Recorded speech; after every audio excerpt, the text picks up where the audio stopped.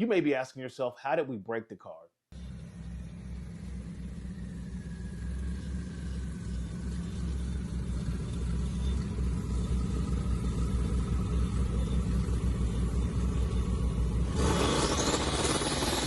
Well, we were trying to go fast. Yesterday, we went out to Lou's Private Rental. It was the last private rental of the year, and there was all sorts of cool shit out there. My car and Lawrence, the C10 short bed, big block blower, big belter for whooping asses guy, um, came out to make his first passage yesterday. And let me tell you, it was absolutely legit. We got out there early. We kind of watched how things started to play out. And we made our first pass at about 11. And let me tell you how it went. It was a super soft tune. It was mostly the Bremerton tune where look, there's two different levels of prep we're talking about here.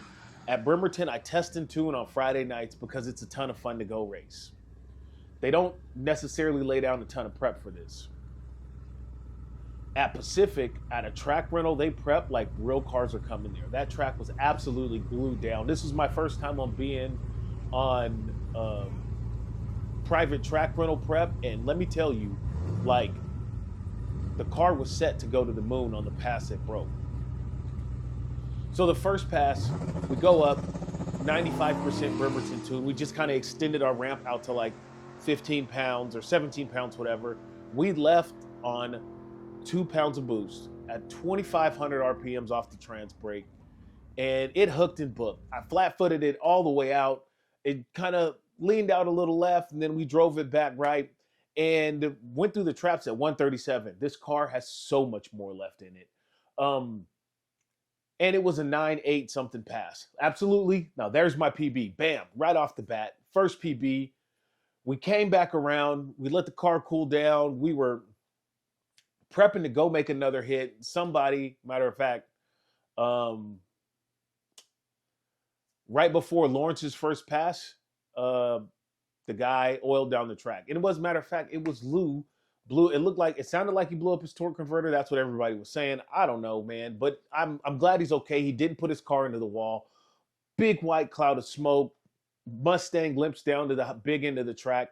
And like, you don't want to blow your car up down there because that's where you're going the fastest at. And it absolutely could have been bad. So glad Lou's okay.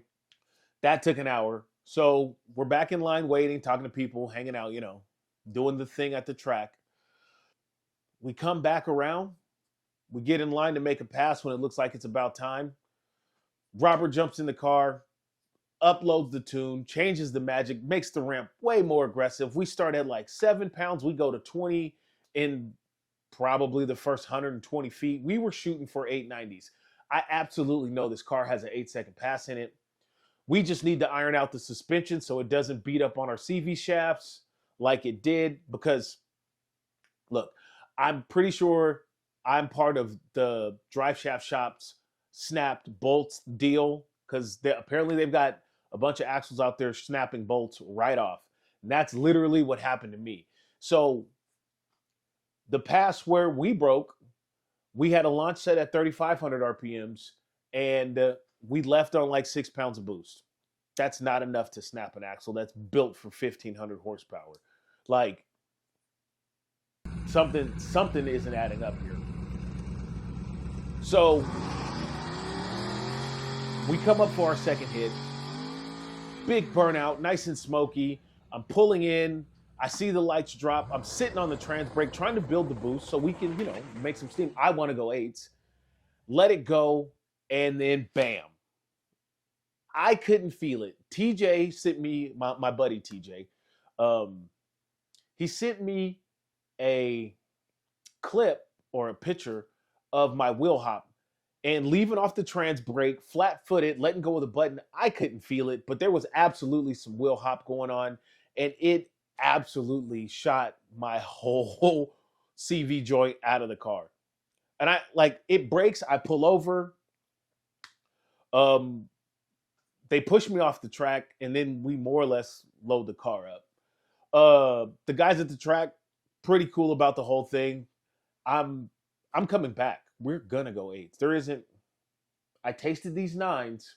I have a PB. We went 630 in the eighth and 980 something at like 137 in the quarter mile. But this is an 8-second car. There's no way on that baby soft ramp that we race at Bremerton, this isn't an 8-second car. We're going to go flipping 8 seconds to prove it. So we rolled our goals back for next year, 8 seconds. We want to get into the eights. AAD suspension, Viking coilovers, shock sensors all the way around for the Holly, traction control for the Holly. We're going to go bigger axles. And I'm at a point right now where I want to get rid of the drive shaft shop shit. But I spent a ton of money on the 9-inch. And I think I'm stuck using drive shaft shop axles forever now. So that's a thing.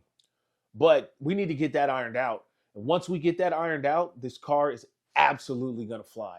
I'm super stoked about yesterday. Like, it cost me money. Drag racing costs everybody money. This car is now a bigger money pit. It is what it is.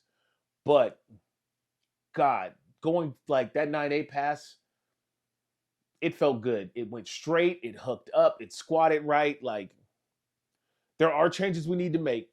There are going to be some more cool parts going on in this car.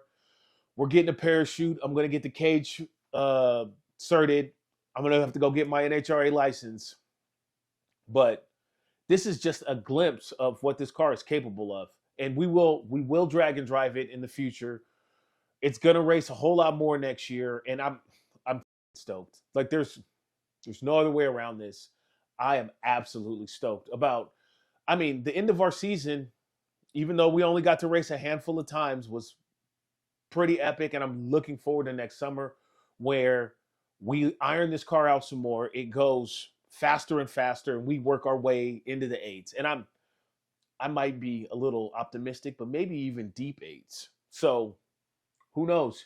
Who knows? Huge shout outs to Radioactive Fab. Robert still does a great job. Help me push the car off the track, get it onto the trailer.